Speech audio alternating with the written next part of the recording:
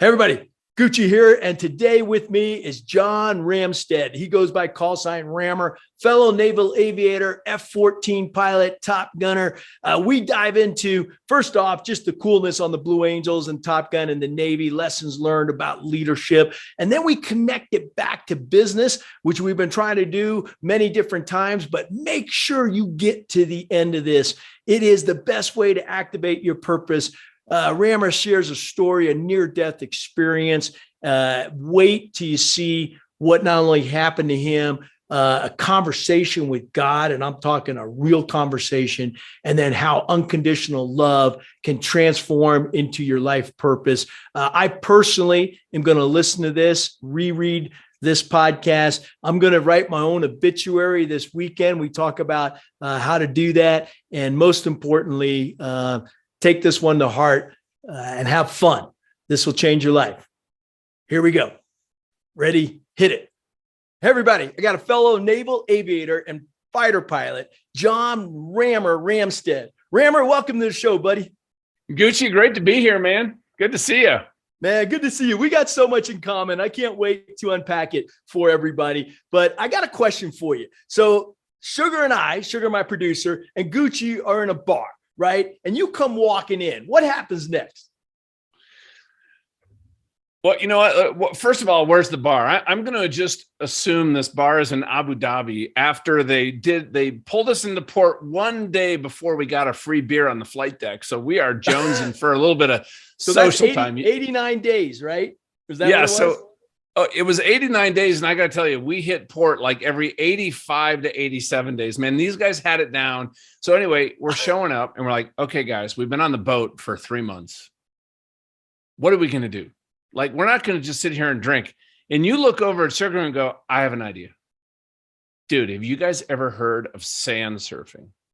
Oh, so we jump on a bus and then we take a camel and we get to this giant mountain of sand. And I know you because you are like a high adrenaline guy.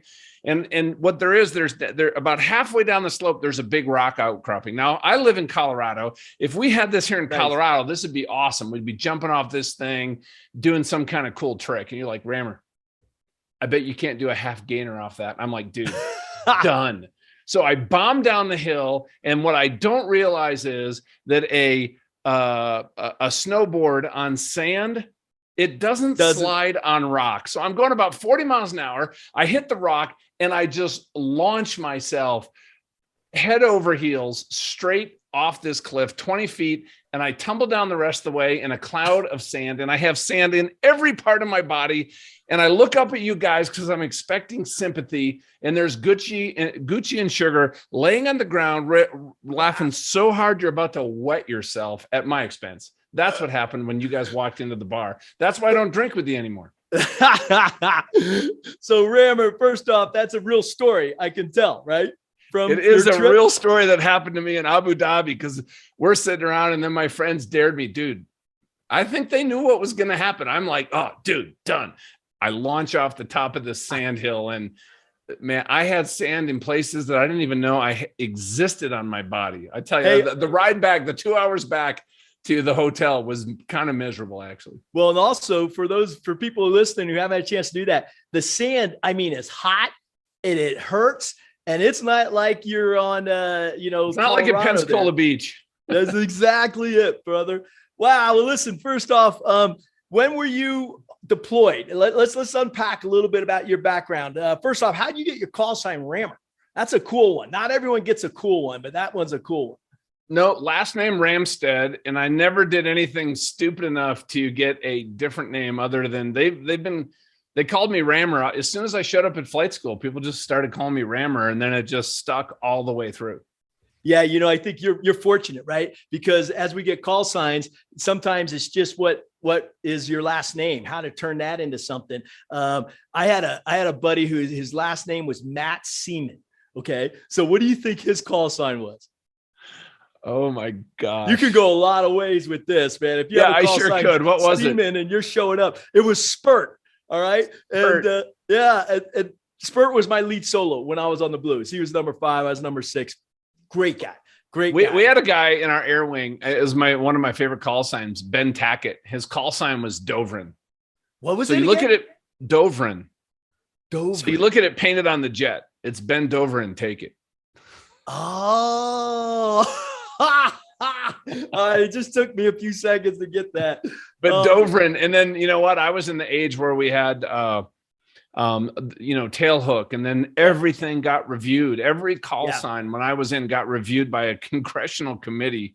And there was a unbelievable. number of call signs in our air wing that got got line itemed out. And Yeah, but did that one get? Dovrin made it through because nobody knew what it meant. So same guy, Matt Seaman, Spurt. He walking out this jet, and everybody that's listening, you get your name painted on the aircraft. I don't know about you, Rammer, but the first time you walk up, and you're a JO, and you walk up to that jet and you see your name on it, what was that memory like for you? I will never forget the day. It was the coolest thing because I got stationed at Air Wing 5 and at Sugi, Japan. Oh, So okay. You were on the straight midway. out of the rag, and I fly over there all Was day. the midway? Travel. Was it the midway still, or it had transitioned?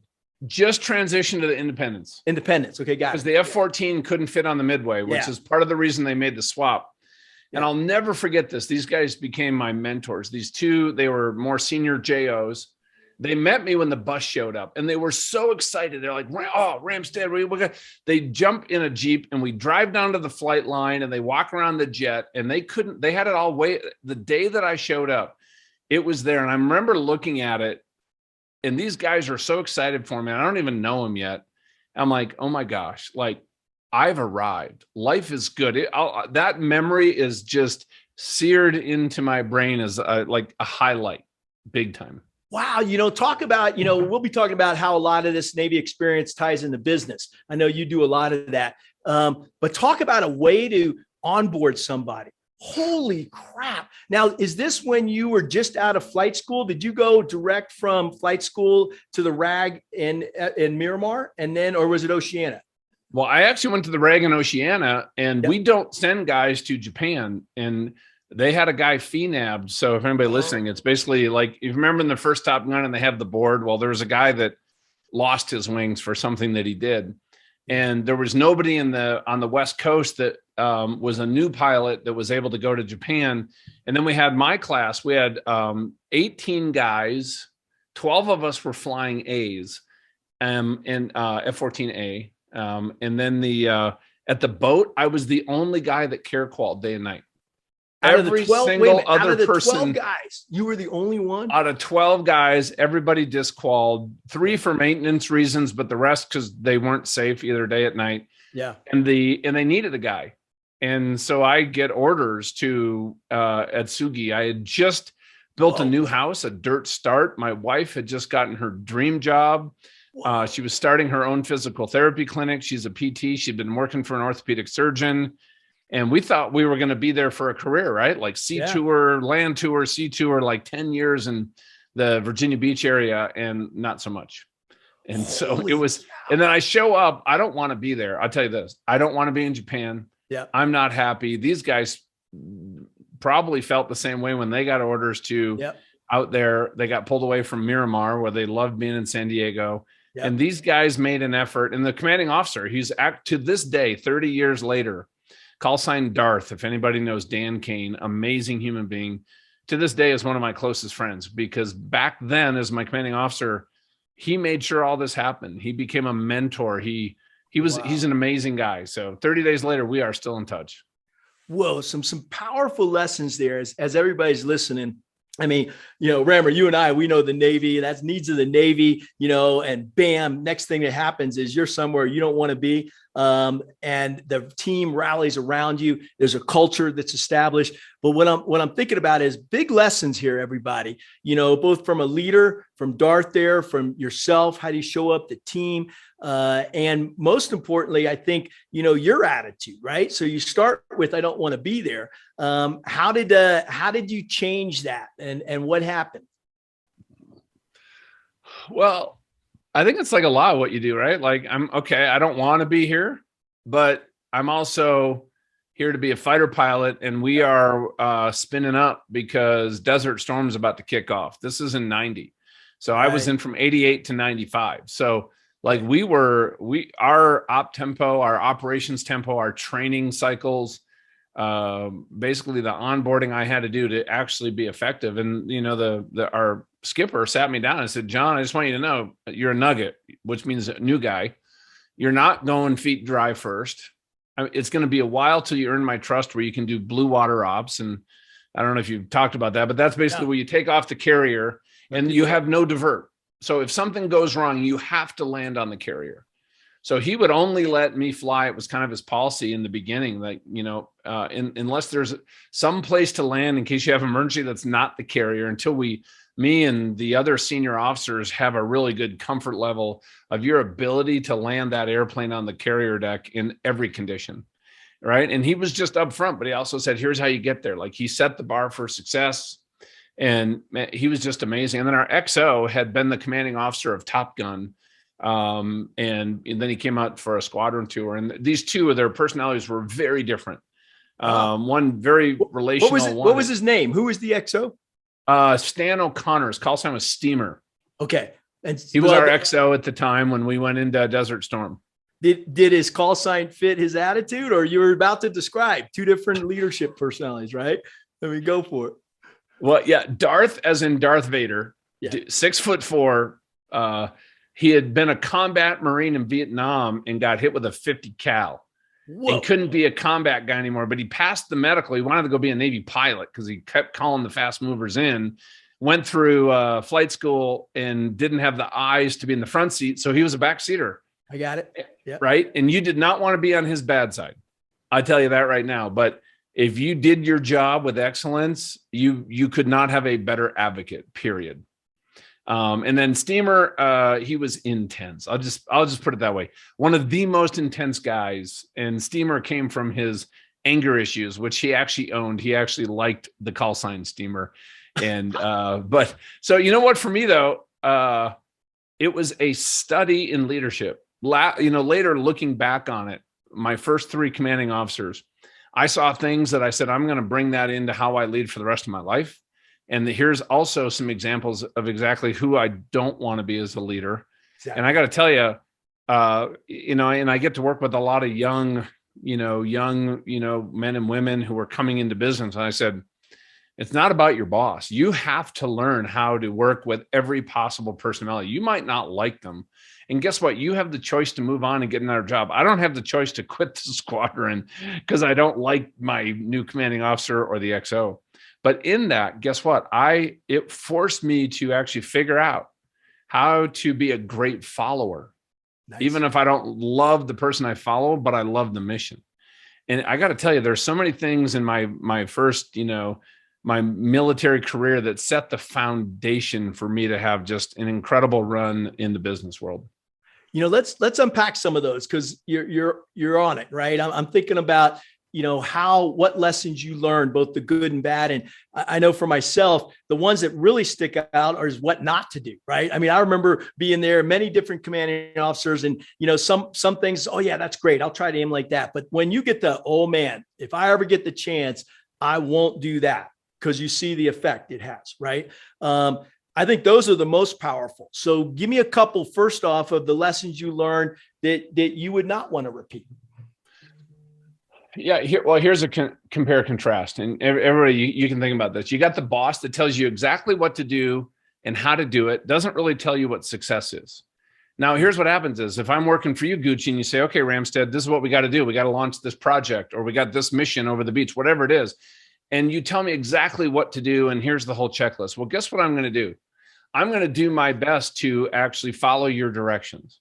Am I thinking for myself? No. Am I using critical thinking skills, problem solving skills? Do I have to really work and collaborate? What I found is, in that environment, you create almost a dependency on the leader, because guess what? If I'm stuck or I have a question, Gucci, I go to you and say, what do I do next? And you might be ticked off, but I know I'm going to get the answer. So guess what? I've figured out that I can actually just operate at a level of mediocrity, quite frankly. Yep. Or if I have a guy and goes, hey, listen, here's the plan. We're going to do this product launch. We have a problem with our team. We're not handling conflict well, or whatever it happens to be. What would you do? Like, I don't know. I've never led a team like this before. Great. Well, what would you do? Darth would sit down with me and ask questions and pull it out. And he'd make me, I remember the first time I had to brief the admiral on an actual combat flight into Iraq. I felt totally unprepared. I was nervous. This admiral was, everybody had a ton of respect for this guy. And who was your admiral? Oh, yeah, I know. I'm with you. Dude, that's a good question. If you said it, I would know it. It might come to me in this conversation. Okay, I only had a few interactions with him. Mm-hmm. I know our air wing guy, our CAG, was Bud Langston, Captain Langston. If anybody out there might know that name, he was an A6 guy. But you know what? He never told me what to do or what to say. He just kept asking me questions and questions and questions. And I had to think about it. I'm like, oh, I don't know. And I'll have to get back to you. But in that process, because I had to use my brain, I showed up totally freaked out and nervous as a junior lieutenant, briefing the admiral and the air wing commander.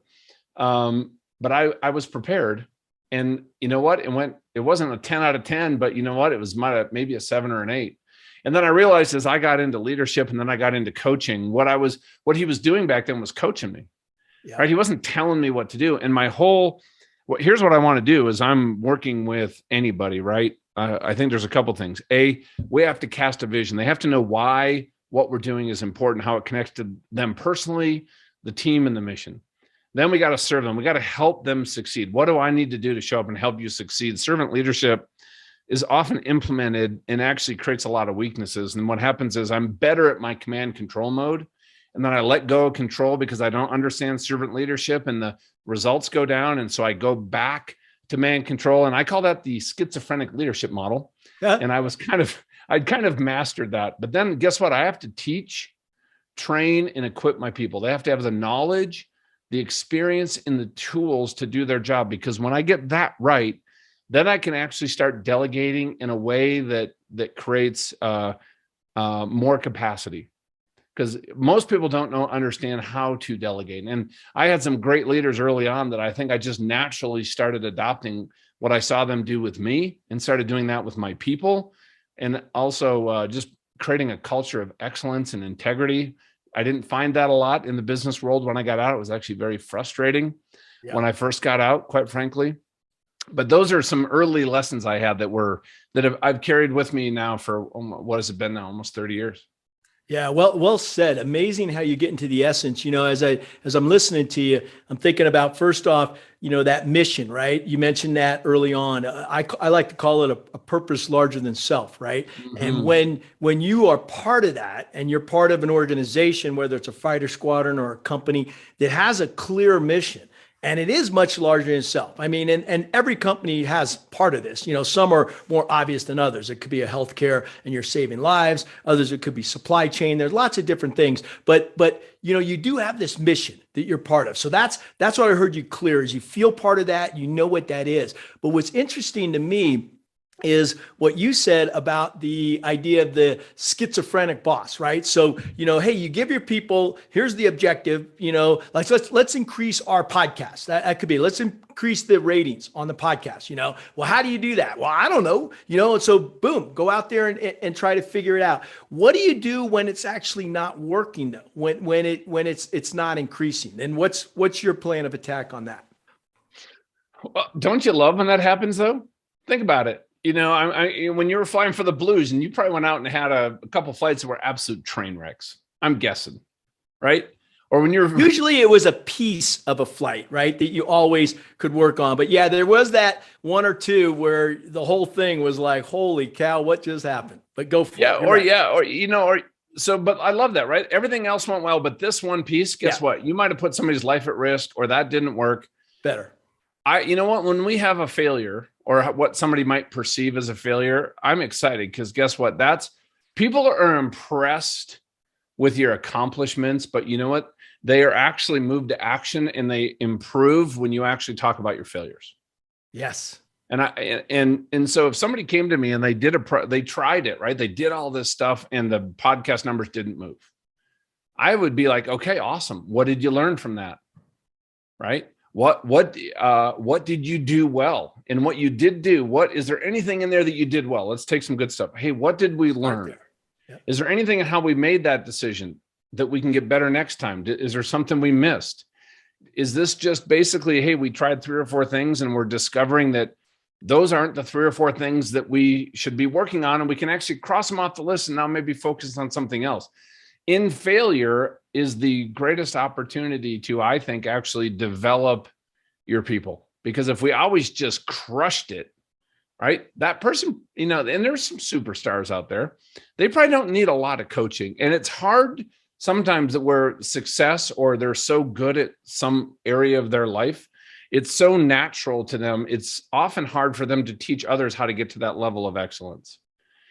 Right. So, I love having superstars on the team, but they're few and far between, to be honest with you. Yeah. Also, you know what? You just hit me. By the way, great advice, not just for everybody. I mean, for me, I'm listening to you and I'm going, shoot, man, Ramer's coaching me right now, which is cool, right? I really like that, because I'm always constantly trying to improve. And like you, had a lot of great leaders, but you got to have the experience. I just read actually a guy named John Stein, a good buddy of mine, just sent me an email, and I want to give him credit for this, because when I read it, it was kind of cool. He said, let me get the 3 lines. I think they're right in line with what we're talking about. So he said, success comes from good decisions. Good decisions come from experience, and experiences come from bad decisions. So what do you think about that? Because it's kind of what you're talking about, right? Dude, it's spot on. Yeah, it really I love is. it. And think about also the rhythm in the military that we had. We brief, we have a very clear mission, we have an objective or our goal, we brief, we do the event, and then where does the learning happen though? It's in the debrief. And I got to tell you, whether it's a sales meeting, whether it's a strategic planning meeting, whether I'm onboarding a new person, whether it's an interview process, I have followed that flow that the military taught me. And I got to tell you, other people that join my team, they've never experienced that, especially if it's intentional. Brief, whatever it is, debrief. That's where we learn. That's where we give feedback. That's where we build relationships. That's where we hold each other accountable. Hey, you said you were going to do this, this, and this, and dude, that didn't happen. Like, that's actually not okay. I mean, we have to have those kind of relationships. If I was flying with you and I had committed to doing something and I just forgot or blew it off, in the debrief, you'd look at me and go, Ramer, that's not okay. And here's why. What happened? How do we make sure that doesn't happen again? And it's the same thing in business, but from business, it's a place of, I want to do it not from a place of being critical or judgmental, but from a place of curiosity, assuming the best intent. And how do I help this person that I'm having this privilege to lead become a better version of themselves? That is always my default when I'm approaching, whether it's the most thorny situation or a small mistake. But that is my goal, Gucci, to show up from that place. And I have actually found in general that yields some pretty good results. Yeah, I love the idea of show up with curiosity, right? So let's unpack a little bit of what you've seen, because after the military, you went into the corporate world, right? What did you do real quick? And then I want to go back to this debrief, because that's the essence. Oh, dude, that was rough, man. I just figured finished a couple combat cruises. Yeah. And get called in by my skipper and said, hey, Ramstead, your future is flying Hornets. The F-14, the handwriting's on the wall. So here's what I want to do with you is you're going to go to Top Gun, and I want you to go there and do well, because I think you should go back as an instructor. You'd be a great fit. This is the guy who'd been the commanding officer at Top Gun. Oh, and that would be your transition to Hornets. Right? This is Steamer, right? We had this amazing conversation. I walk out of a stateroom, dude, I'm like floating on air. Like, this is right? I was in college when Top Gun came out. I was and I was in Navy ROTC, right? So this is like front of mind for me. Yeah. Gucci, the next weekend I'm playing softball with our squadron team. And I hear somebody yell, look out. And I turn and bam, I got drilled in the eye with a softball. I had an orbital blowout fracture, had nerve damage, had double vision, and lost my medical. Never flew again. I went to the fighter weapons school, hoping it would get better. I was a ground instructor. I helped the Tomcat transition to air to ground when the A6s retired. But the detailer basically said, Ramstead, you don't have a medical, so we gotta separate you. Whoa. So my first job, because I had to pay my bill, well, in my first 7 months, I had 6 jobs. I was so used to a culture of excellence. And I got to tell you, my identity was in being a fighter pilot. All that's gone. It was brutal. I'll be honest with you. I quit 6 jobs. Like, somebody didn't have integrity. They didn't do what they said they were going to do. I just quit. They're like, you can't quit. I'm like, yeah, I think I can. And I just go home and go find another job. And I'll never sitting there. I'm knocking on doors trying to sell cell phones. Wow. And hoping somebody's home. And the sound of the jets are coming over my head. My dreams coming into Miramar, into the break. And dude, it was brutal. And I'll never forget, I was at a Barnes and Noble, and I was just staring at the business book section, and it looked like Greek to me. I mean, I was an electrical engineer who'd never engineered anything. I was a pilot who couldn't fly. And this guy came up to me and goes, "What are you looking for?" I'm like, a book. like, what do you think? So anyway, we started chatting, and the guy, he was a principal of a school, but he said, I shared with him kind of what's going on, and we started to get together. The guy started mentoring me. Wow. He helped me really kind of get focused on what I wanted, what I was good at, how would it apply to business. He's become another lifelong friend, just somebody God put in my path big time. Yeah. And so then I decided, you know what? I don't like working for somebody. So I'm going to move back to Minnesota, start a company with my best friend from high school. And that was my start to business. I applied everything I did in the military to being a cell phone rep. I became the top rep in the state of California. Wow. I mean, the habits that you learn in the military, as you know, because you even went higher into a level of excellence. I'll just tell you this. I wouldn't have applied to be a blue. I don't know. And I think I'm wired pretty well. Yeah. But to excel in that environment, but also I think if you're jumping into an environment, not knowing if you can succeed, yeah. I also kind of like being in that area where I constantly feel like my sense of who I am and what I can do is being stretched. I love being challenged. And, that's also in business. I also found places where I actually found out that I kind of stressed out my team, Gucci. Yeah. Because I want to be stretched. I want to be challenged. And guess what? I like change. Because I think change is intellectually interesting. When I kept doing that or imposing that on my team, what I realized was, hey, I'm leading people that are not wired like me. And some of this was a transition of learning about self and self-awareness and self-management that was absolutely essential in my being effective as a leader outside of a fighter squadron. And, there were some very humbling moments in that as I was trying to build and grow companies and things like that. Yeah, let's keep going because I think you just hit on it, right? And I find this in the companies that we get to work with. I know you get to work with a lot of companies. This, by the way, is so powerful because people listening are getting the real essence, right, from the fleet. But let's talk about that transition because I've experienced the same thing. In the military, the briefs and the debriefs, everybody gets it. You learn it. It's just who we are, right? And then when you go to Top Gun, that elevates to a whole new level. And then the Blue Angels, the next level. I mean, it just keeps going, right? But how do you transfer that back into the civilian world, knowing that you have the challenges that you just brought up? I think it starts, first of all, with understanding yourself. Stanford did this amazing, it was the graduate school. Gucci did this research project and they went and interviewed and looked at thousands of leaders. They said, hey, is there one thing that sets people apart? And they looked at people in the military, in business, in the church world, media, entertainment, people that, from extreme introverts, like, who's the guy who founded Apple? Steve Jobs. Steve Jobs, right? To guys, across the board, introverts, extroverts, nice jerks. But they actually said, hey, there is one thing. We found one common thing amongst the people that other people consider excellent leaders. And you know what that was? It was self-awareness. Interesting. And that is the first step. If people study emotional intelligence, right? I have to understand what are my beliefs, what are my attitudes toward change, or other people that are maybe not look differently than me, but think differently than me, have different personalities than me. There's certain people I meet with and I just totally click and I'd love to go grab a beer with. There's other people I know when they join the team, I'm going to be like, oh boy, this is going to be fun. That's how I used to think about it. And guess what? When I think about somebody else like that, it 100% comes across in your tone of voice, in your Yeah. body language. You are communicating things you don't know. That, trust me, people, you know that. Think about it. Somebody at work that, you know, you can just tell that they're not a fan. But guess what? Who wants to work for somebody who they can just tell that, you know, they're not a fan of their boss?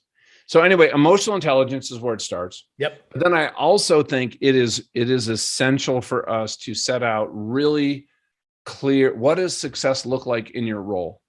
What does it look like personally as an individual, both the technical or the professional pieces and relationally and leadership, right? I think there's these two pillars because I want to help people get better, right? If I have a new employee, I want to make sure that in 2 years from now, they could lead a team, that there's somebody that I could promote. I don't want to bring somebody on the team unless I think that they can actually make this journey, not just, let's say, to be the best software coder in the world, but also somebody that has great relationship with the team, high trust, they can take feedback.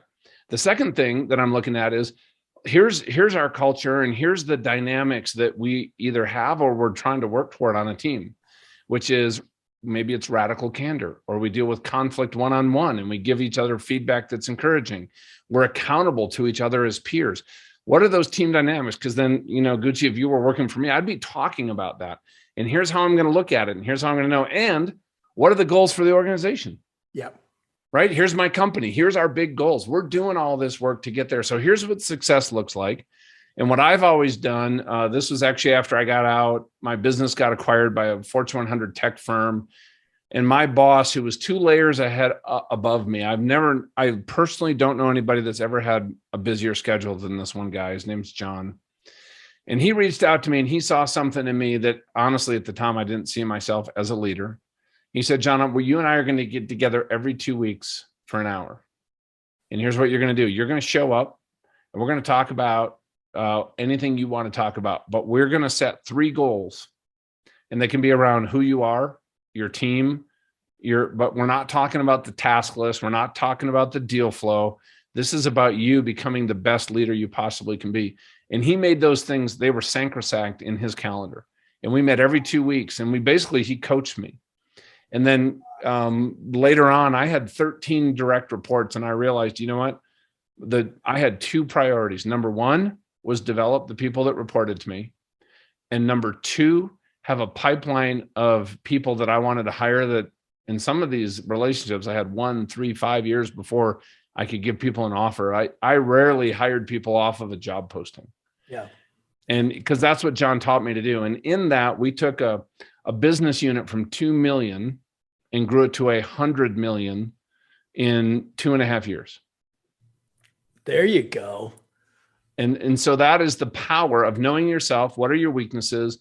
Being open to feedback. Because in this, I'll never forget, my team was rocking. We were the top team one of the top teams in the country. And then this guy who was mentoring and coaching goes, hey, you know, Ramstead, I'd love to promote you, but I can't. All of your other peers would quit if you became their boss because they think you're an arrogant jerk. He didn't use that word. He said something else, right? I'm like, what are you talking about? So you know what? Leadership also doesn't always mean being nice, right? Or worrying about people's feelings, but but it is about being kind. Yeah. And that is, I think, giving feedback. And then what is the best interest of that person? What if he never told me that? And it was a blind spot that I had that he just didn't want to address because it wasn't comfortable. And guess what? I would have never gotten a promotion. I probably would have left the company. But what I realized was I was proud of our success. And I kind of looked down on the other guys because we were outperforming them. And he goes, what if it looked like is you came along all your peers and you helped them get to your level of success, and you guys collaborated and you encouraged them and you let them hold you accountable and you hold them accountable to a higher level of performance? What do you think we could accomplish as an organization if you were part of that dynamic? I'm like, whoa, I'd never thought of it that way. So that is actually, you know, I honestly, I'm just very fortunate. I've had these amazing leaders and mentors in my life. And then that now became how I worked with my people ever since. Man, I love this. You've been through the journey, and both in the Navy and the business. You know, as you're talking, 2 things hit me. First off, Sun Tzu, you know yourself, know your enemy, right? And so the idea of that self-awareness, I agree with you. The number one thing that we need to do. And by the way, I think that's a journey, right? It's not like it happens all the way. And there's that awareness both in your personal life, your professional life, and your spiritual life, right? Constantly growing in different aspects. And then I like the idea of know your people, and so, Sun Tzu, know your enemy. And then I think it's not our enemy here, but it's knowing who's around us, right? And how and it looks like you had a boss that said, let's figure this out. Let's help you do that. I look at those as angels that appear in your life, right? People, and they don't just, they appear for a reason, right? I think you attract them. There's obviously something in you that attracted this, not only the opportunities, but the people. What do you think that is? What do you think that they see in you, and what do you see in others? Well, permission to tell a story. Yeah, you kidding? That's always better. That's way better than us just philosophy, right? I totally believe in something that I call spiritual magnetism. When you are tuned into something that you want, like you said, things attract in your life. Yep. I'll never forget. I don't know when you got your wing. I graduated college in '88 and got my orders to go down to flight school. Top Gun had come out in '86. Yeah, so a little quick background. I got my wings in '84. And I just happened to do some of the flying in the original movie, right place, the right time. Awesome. I'm on the Enterprise, right? And they just came on, and we're on our workup. It's 86. We're right off the coast there. Obviously Miramar's where they were doing the on the scene flying, but anything you saw over the water just happened to be our air wing, CAG 11 on the Enterprise. But keep going. Do you remember Dave Kennedy? He was your shooter. Yeah. He was my department head at VF-21 over in Atsugi. Oh, you're kidding. So he went from a shooter to his department head role. Yep. Nice. Oh, yeah. Oh, dude, small world. So, all right.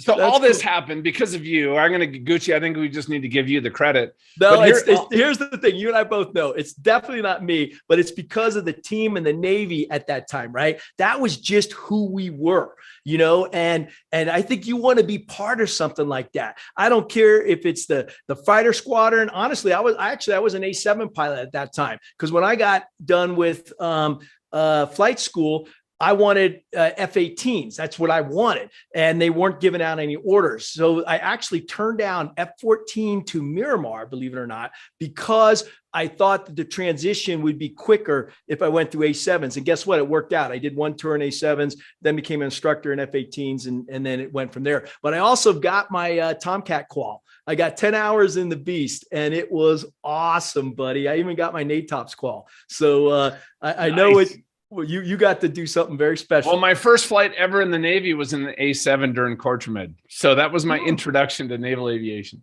Well, you know what? I don't know about your first flight in A7, but mine was we're in El Centro. Had me a student pilot. That's where I was. No, I was in Lemoore. You were Lemoore, rather?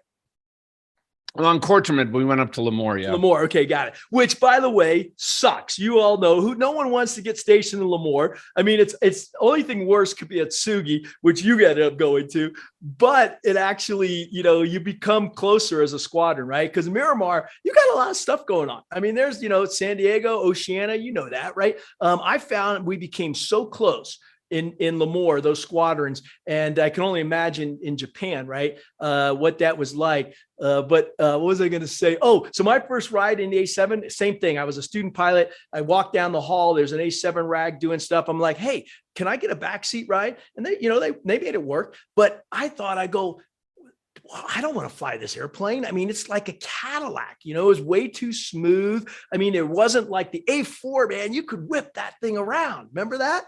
No shit. That's what I end up flying, is this thing that I didn't want to, just like you talk about. Sometimes you didn't want to go to Atsugi, and it turned out to be the best thing ever, So over to you. Yeah. Oh, okay. Yeah. So I get my orders, and then at our ROTS unit, my squadron, here's what they told us. Hey, because of the movie, everything's so popular, everybody's applying in every possible way to get in. And only 1 out of every 10,000 people who starts the process, is going to end up flying a jet. They said 1 out of 10,000? I have no idea whether that was true or not, but I remember going, I'm not a 1 in 10,000 guy. Like, what am I doing? I think you are. Are you kidding me? You are. But keep going. Well, so I'm sitting here having my own little pity party about what I just signed myself up for. And my dad looks at me and goes, "Hey, John," my dad was a vet in World War II, was a tail gunner and radioman in the Pacific in the Wow. Navy. Yeah, he's So awesome. he was on carriers? No, he flew Catalinas. So he was Oh, land Catalina. based. Got it. 100%. Yep. And he goes, "Hey, listen, when you get down to Pensacola, here's how it works. You're in classes. So there's going to be somebody who's the class ahead of you. So you're not competing with him, but there's going to be a guy everybody's talking about, the ace of the base." And he goes, "When you get down there, you figure out who that is and you go buy him a beer and you go ask him, would he share with you what he's doing?" Because my dad said, "I'll guarantee you he's doing something different." Nice. And when I got down to Pensacola, it was this guy's name, John Foster. And the way he thought about it, the way he trained, the way he prepped, everything that he did was totally different. It was extra work. And I said, "John, would you tell me?" He goes, "Well, listen, yes, but other people have asked, but then they didn't put in the work. So I really don't want to waste my time." I like that, right? He goes, if you're willing to put in the extra work and be accountable, I'd be happy to help you because I'd love kind of a wingman in this. Well, I did that and I put in the work and I ended up graduating number one in my class all the way. I got to choose my orders, which was supposed to be Virginia Beach F-14s, right? but that got, but here's the thing though, that was interesting that surprised me, in that my roommates and people that were in my class, because the culture, you're all competing, but we all want each other to do well. It's this unique place. That is. And I'd be like, "Guys, here's what Foster's telling me to do and do this. And hey, I'm going to go to the simulator and do this, or here." And guess what? They would rather go out to Pensacola Beach. Yeah. They would rather go down to get an Emory Chenoweth at McGuire's. Wait a minute. A what at McGuire's? I remember McGuire's. I don't remember what you just Emory said. Chenoweth was that big giant drink my wife had two one night, and I was taking care of her in the parking lot. They had t-shirts that said "I crashed with Emory Chenoweth," and I got my wife the t-shirt. Yeah. Well, she was my fiance at the time. So been there, done that, got the t-shirt. I love it. But the interesting thing was they didn't want to put in the work. Yeah. And so here's also something I learned. So find mentorship. And guess what? Everybody I know, there's no such thing as a self-made person. Somebody always helped them and they want to help. I've rarely had somebody say no. And the other one is, here's what you have to do. Pick a big goal, a goal that scares you. Then go find somebody that has succeeded in that area and find out what they did. Then you have to ask yourself, are you willing to do what they did to get the results? And then if the answer is yes, you need to go tell somebody that you're committing to this, and you got to be all in. And when you hit resistance, and you will, you got to push through it versus say, "Oh, maybe this is evidence I made a wrong decision." Now, sometimes it is, but in that, I'm still going to learn, but you got to push through that resistance. And in that, just using that simple framework, I got to tell you, that started from this advice my dad gave me. I've been able to do some really fun things since I got out of the military. Yeah, I love that framework, by the way. Let's get it really clear for everybody, because I think you nailed it. So first thing was, well, you didn't mention have the vision, right? Know what you want to do. No, have a big vision, set a big goal. Yeah, set that goal. Know what you want to do. I want to build a company that does, like you. I want to be a speaker that changes the world and has a foundation that gives away millions. I want to change the way people lead. And guess what? You're getting out of the military. And how many guys get out of the military and say, "Well, yeah, that would be cool. I'll go be a speaker." Like, no, you said, "I want to do this at a level of impact and influence that doesn't set me apart, but actually accomplishes something really important to me at the core." That's different. There you go. Is that fair? Yeah, 100%. All right. So that's step one, and you nailed it. And I think also, like you wanted to fly, naval aviator. I'm sure it was F-14s, that was the best, the coolest, best jet, right? That you wanted to do then, right? So we got that vision. And then you said find a mentor. Is that the second step? I just want to go find somebody that's done it. Like in speaking, somebody's done right? it. Like I don't know if you know who Mark Sanborn is, but he's he's the past president of the National Speaker Association and unbelievably accomplished speaker. Everybody knows him, and he lives here in Denver. Nice. So I was able to meet with him. He's actually become one of my closest personal friends and mentors as I got into it. There you go. But I remember getting together, and 10 years ago, I had an accident that put me in the hospital for 2 years. It was 23 surgeries. It was a very long recovery. This horse thing, man. What happened? Oh, that Just real quick, high level, because we got other stuff to talk about. But here's what happened: is I was doing great in business, and I get invited to a retreat up in Montana. I live in Denver for a board of a nonprofit, and we're going to go horseback riding for lunch. I'm not much of a horse guy. I'm on the horse, and all of a sudden it just bolts and takes off and just accelerates full gallop.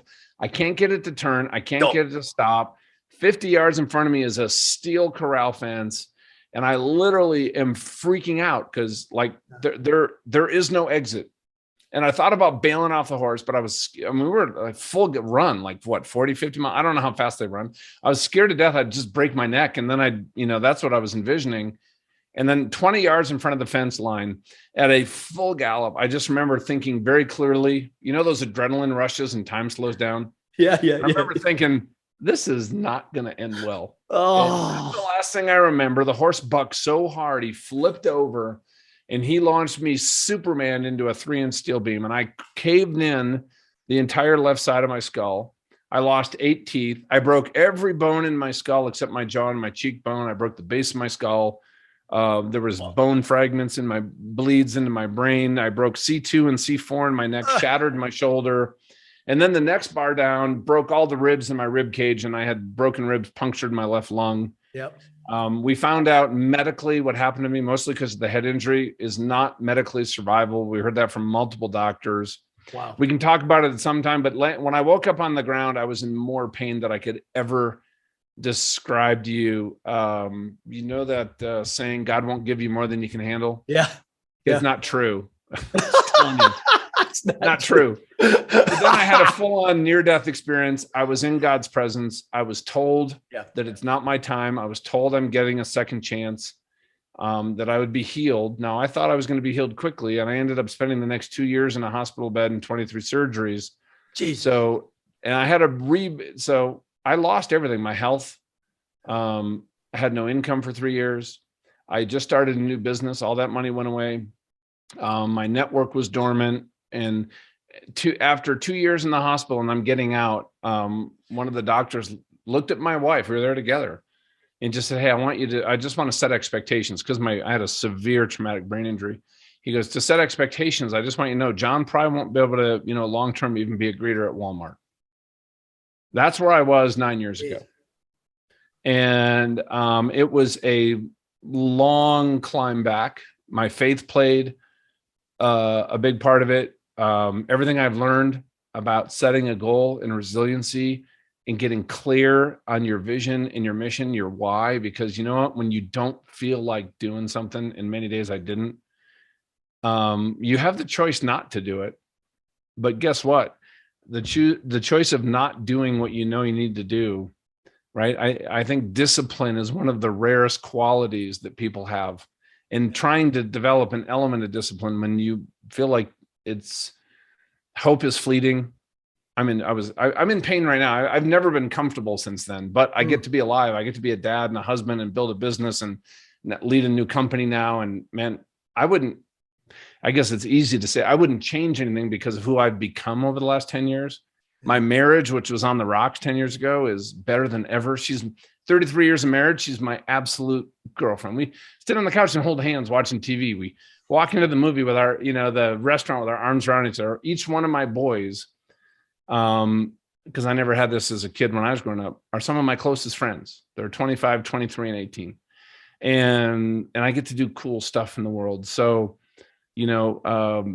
there's a lot that I learned through that. That's why I wrote my book, just so I could share without getting thrown into a fence. How can other people get to a place of just having a life just where you go, you know what? I'm living life fully alive. How many people can say I'm living life fully alive? And if you can't say that right now, hanging out with guys like Gucci and Sugar and surrounding yourself with a community of people that are on that journey versus people who are content to complain about the present is going to be one of the biggest positive changes you could make in your life.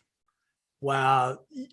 First off, thank you for sharing that story. The book's titled Lead on Purpose with Purpose. Is that? Yep. On Purpose with Purpose. Yep. On Purpose with Purpose. Discover your best life.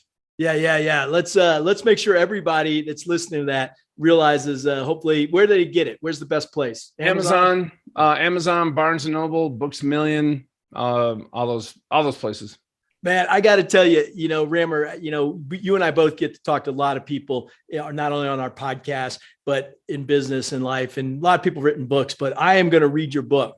I mean, that is amazing story. You just flipped my mind I got a couple big questions. And then I know we've been going, we'll have to do this sometime again, or have me on your podcast. I know you crank, by the way, it's good. But what did God say? I mean, you said God talked to you. That's a big statement, right? And can you describe that to someone like myself or anybody else when you have that deep experience with God? What was it like? So I'm laying there and I'm yelling and screaming and thrashing around, and this is caved in, right? Head injury. It's not pretty. Yeah. The other people that were for this read by this time had gum around me, and they're holding me down. And all of a sudden, one of the guys said, "I just watched you sinking in the ground.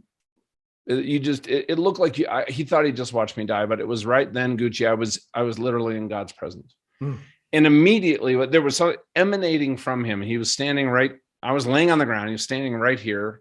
Wow. It's like you're at the beach and somebody walks up and you can't really see their face because the sun's behind them. Like I couldn't, but I standing there, and what hit me, and it had a power to it, a weight to it. It was washing over me, and it had that physical weight was like waves at the ocean, like washing over your body. But as soon as I felt it, what it was unconditional love, which I had never experienced or felt ever in my life, because we don't as humans. Yeah. And I remember, and I didn't know how bad my body was crushed. My first thought, and I can remember as clear as day, is I'm not worthy of somebody loving me like this. Wow. And I knew in that moment with certainty that anything and everything I had ever done was not even relevant to how God felt about me in the present. And then he spoke to me, and it was a voice that came from everywhere and nowhere. And it wasn't to my ears. It was almost like this consciousness flowing through me. Right. And I got to tell you, because I'm such a knucklehead, let's tell you this. As soon as he started speaking, one of my thoughts was like, dude, that's not James Earl Jones, man. Like, that's not who? James Earl Jones. It's not like, God, this is your father. I was expecting this booming voice, but as soon as he started speaking, I knew it was God. It was this calm, clear voice. And what he said was, all things work together for good for those that love the Lord. And then he said, John, I'm going to heal you and use this for my glory. And then he said it, and it wasn't a rebuke. It was actually almost with a joy if people recognize this verse. But he said, the Lord giveth, the Lord taketh away. Blessed be the name of the Lord.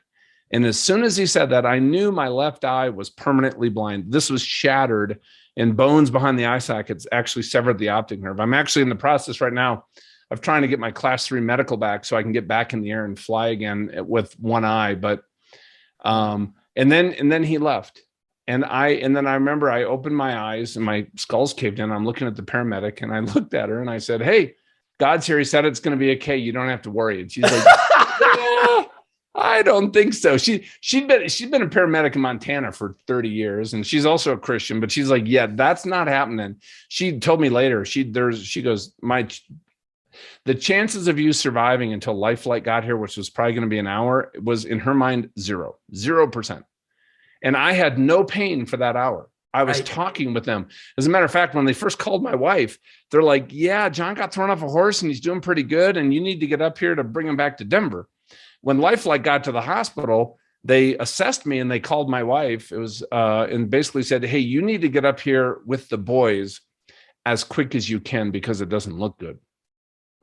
And then it was 5 weeks in ICU, and then 20 months at a specialty hospital here in Denver with a severe traumatic brain injury, 23 surgeries, and a very long road back. A brain injury is guys out there who've had them heal very slow. The first few months, there was a lot of progress. I was very encouraged, and then it virtually stops.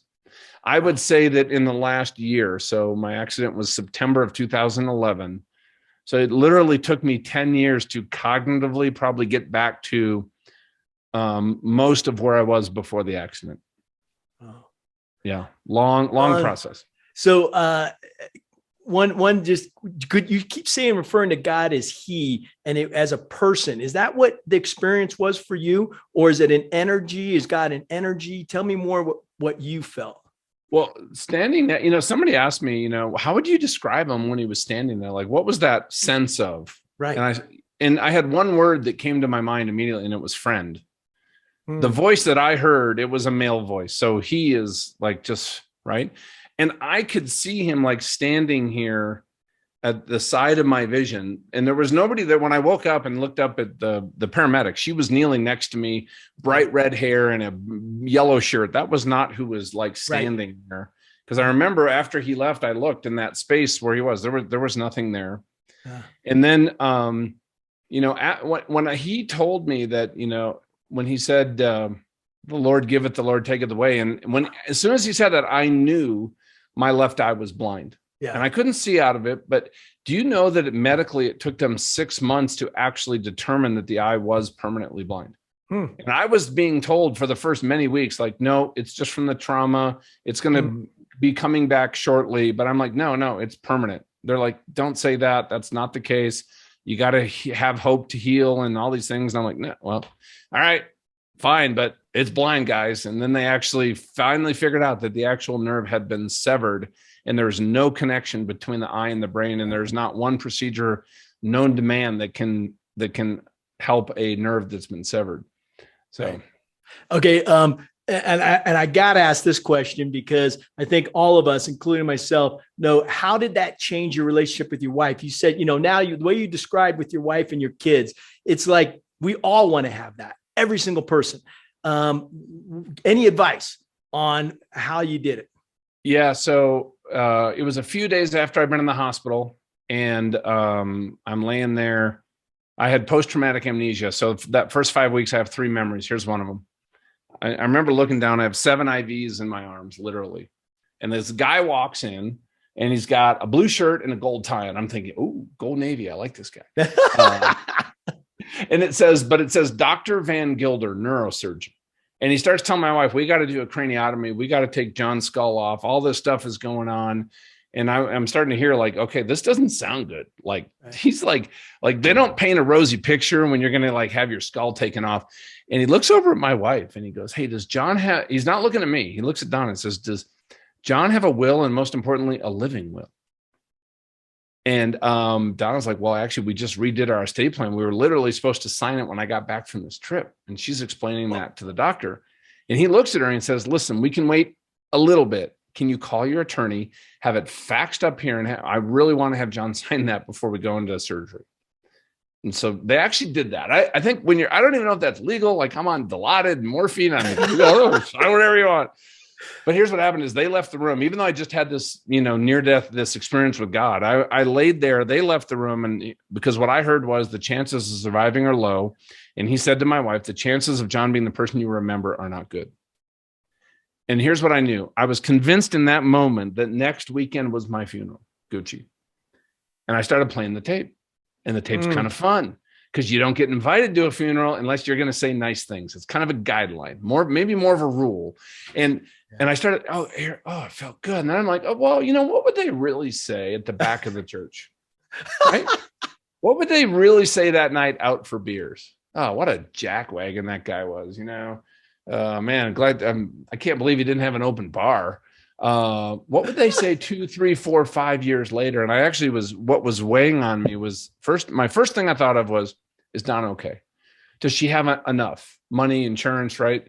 What that is, that's inheritance. But then I started thinking, hey, what has my life, this is 45 years old. What has my life meant up till this point? What is the sum total of my life if this is my last day?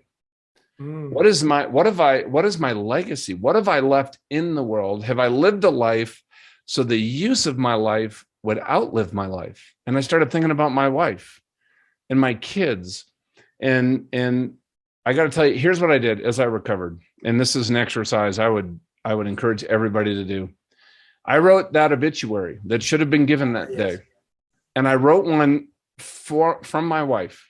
This is what I want her to say. And I wrote one from each of my boys and each one of my closest friends. And I have never shared those with them because one of the things it said in my obituary to my wife is that that she would say someday that she always felt like the most loved woman in the world. Wow. And dude, I gave that to some of my wingmen, my close inner circle. And I said, you know what? I want you to read this. And I'm giving you permission to hold me accountable to living a life that those words will be said someday. And I had a buddy of mine, he called, this is a couple months ago. And he goes, hey, we're catching up. He goes, hey, by the way, does Donna feel like the most loved woman today? I'm like, dude, why'd you call today? Like, all right, I tell you what, I got to go make some things right. And I will shoot you X. But in that, have set, it's about, we talked earlier about vision and mission.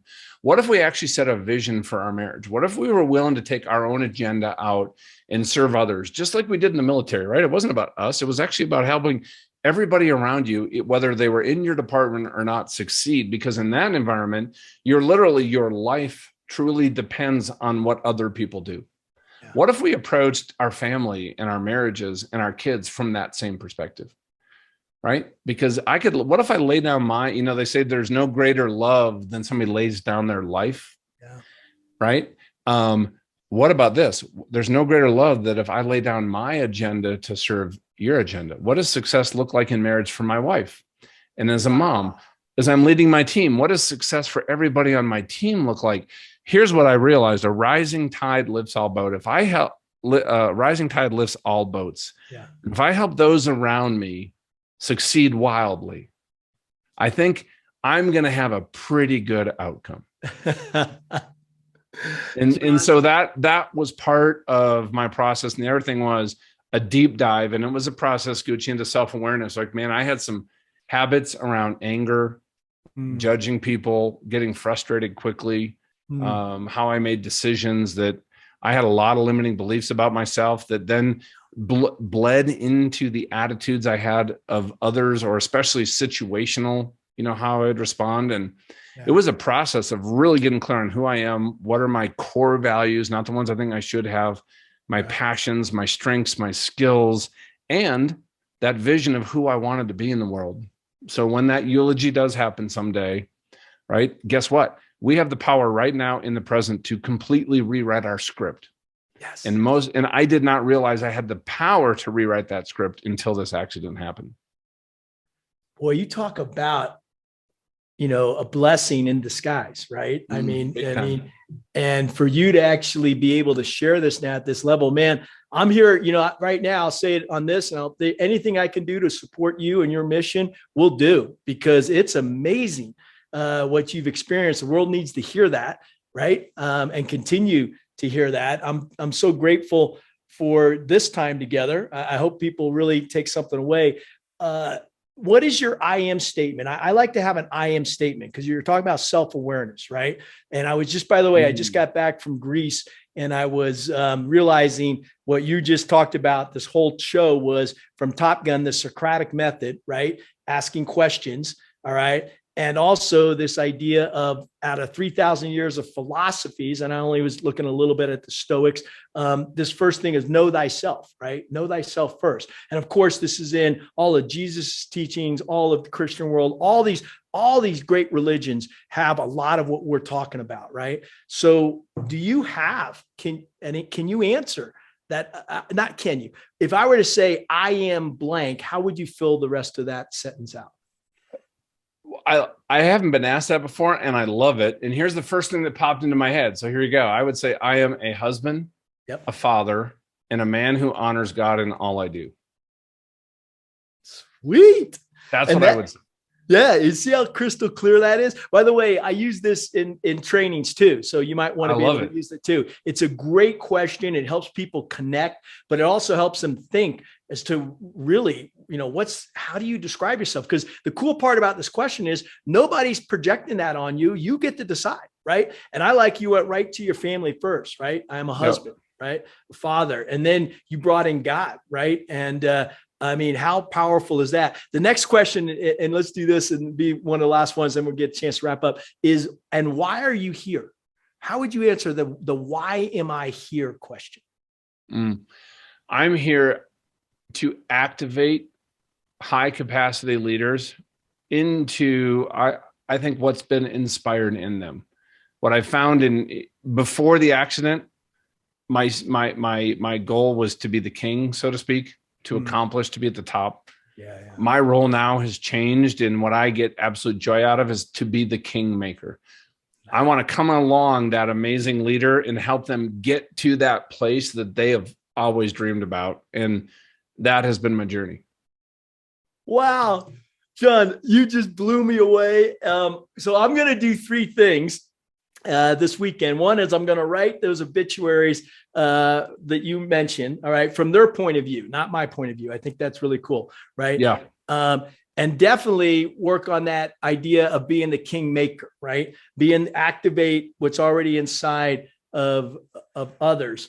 And then go back and listen to this. And I can't wait to get this out to everybody because there is so much depth to our conversation, and we'll definitely continue to follow up with each other. I know you're going to a new business now, but let's tell everybody, how can they get a hold of you? What you have a coaching company, just anything that can support you and your company. Yeah. And I still do a lot of speaking. The coaching company is Beyond Influence, beyondinfluence.com. I'm a huge, a lot of the coaching I do, the real coaching is when we get into an area of values, people can go to beyondinfluence.com/values and download for free with, no solicitations from me, that chapter in my book on finding your own personal core values. And I'm on everywhere, Instagram, LinkedIn, Facebook, under just search for John Ramstead, and, look for I have a son, so look for the older guy with gray hair and you're probably in the right spot, or pictures of airplanes. That is so awesome. All right. I'm going to do that too. What lessons, I got my last two questions. I asked this of everybody, but if you wanted to leave us with, and we have so many lessons you gave, right? What are some of the lessons or mantras or wisdom that you live your life by, besides everything you said? So I'm just seeing if there's something that really pops in your head. Okay. So here, two thoughts to leave everybody with. First of all, I felt like finding my calling, that purpose, that why that just like gels, it just resonates, was like this lifelong quest. And I never quite did it. And I didn't know how to get there. It was frustrating, to be honest with you. Here's what I found was I was going about it backwards, right? The why, the what, and the how are very important, but foundational of that is who you are. And when I went on this journey to close the gap between the person I saw in the mirror and the best version of myself, as I closed that gap, that calling, that purpose, that what is next for me became crystal clear. It's like the fog dissipated. So just realize this, as you work on who you are, what to do and why to do it is going to start to answer itself. Yeah. The second thing is, in that, this has been my prayer for 10 years. It is today, leading a large company, is what is that one thing that's important for me to do today? So I start my morning with a journal talking about gratitudes. What am I grateful for? Affirmations. I want to affirm things in my character that I'm still working on and need to build out. And then what are my intentions? What are those few things that I need to accomplish today? Now, I personally do that with a lot of prayer, but you know what? If you can just say, hey, in the present, in today, that one small step I can take. And I love what Tony Robbins said, because I found it to be true, because it's now been a decade. We completely overestimate what we can do in a year, but we underestimate big time what we can do in 10 years. And 10 years ago, I was still in a hospital. And now 10 years later, I have a company that we got named preferred leadership trainer of the Air Force. We have clients all over the world. I had a client of mine want me to help, come on as president and help him run his company. 10 years ago, my goal was to get my first client so I could have enough money to just pay the minimums on my credit cards 10 years ago. Man, John, God is working through you for sure. That's why you had a mission and you're doing it. I want to thank you, brother. I mean, it's been an amazing conversation. Glad to be here. We're going to get you a shirt. I think it means different things to different people. I'm going to tell you why. I'm just going to say it, and then you get to close the podcast. I'm glad we had this time together. I realize this is a Friday. It's late. You got so many things on your plate. You're running a company. You got many things. And I just want to say thank you for this precious time together. Thank you for your wisdom. that you've shared with each and every one of us here. And most of all, just thank you for who you are. You are a beacon of light in this world, and I appreciate it. Appreciate you very much. Over to you, buddy. Thank you. Thank you for what you're doing too, man. It's so important. Like, you've stepped into the gap, to show people what can be. And you know what that is? That's the gift of hope. And Gucci, in this world, that is rare. And I think it's one of the most powerful things that resides in mankind. And so thank you for what you're doing, my friend. Glad to be here, brother.